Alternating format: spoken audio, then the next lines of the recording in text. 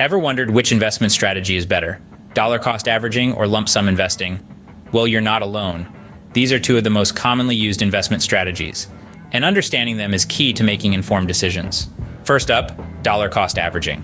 This strategy involves investing a fixed amount of money at regular intervals, regardless of the asset's price. It's like taking a steady walk up a hill, one step at a time, no matter what the weather is like. On the flip side, we have lump sum investing. This is where you invest a large amount all at once. Picture it as leaping onto the peak of the hill in one giant bound. Both strategies have their own set of advantages and disadvantages. Dollar cost averaging allows for risk mitigation and discipline, while lump sum investing can lead to potentially higher returns if timed right. Both strategies have their merits and demerits. So, how do we decide which one is better? Let's delve deeper into dollar cost averaging, also known as DCA. This method involves investing a fixed amount of money at regular intervals, regardless of the market's current state. It's akin to setting your investment on autopilot. Now, why is this strategy appealing? Well, it's all about risk management. Imagine you have a large sum of money to invest. If you put it all into the market at once and the market takes a downturn, your investment could significantly shrink. But with DCA, you're spreading that risk over time. You're buying more shares when prices are low and fewer when prices are high, which can smooth out the average cost per share over time.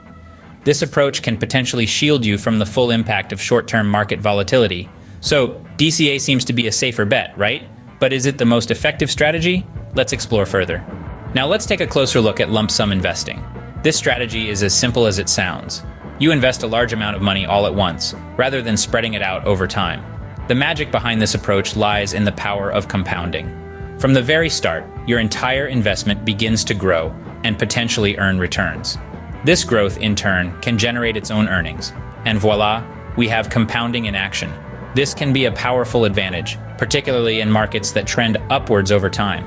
In fact, research has shown that if the market is on an upward trend, lump sum investing can yield higher returns than dollar cost averaging. This is because your money is exposed to the market for a longer period, allowing it to ride out the waves of the market and potentially achieve greater growth. So, lump sum investing can potentially offer higher returns. But is it the right strategy for everyone? Let's find out. Now that we've examined both strategies, let's compare them. Dollar cost averaging, or DCA, is often considered a safer approach, particularly for beginners. It's also ideal for those who would like to steer clear of the stress associated with market timing. By investing a fixed amount at regular intervals, you can reduce the potential for loss during market downturns. On the other hand, lump sum investing can be more profitable for those who have a significant sum of money to invest and are comfortable with assuming higher risk. This strategy can potentially yield greater returns, especially when the market is on an upward trend. But remember, both strategies come with their own set of pros and cons. There's no one-size-fits-all approach to investing.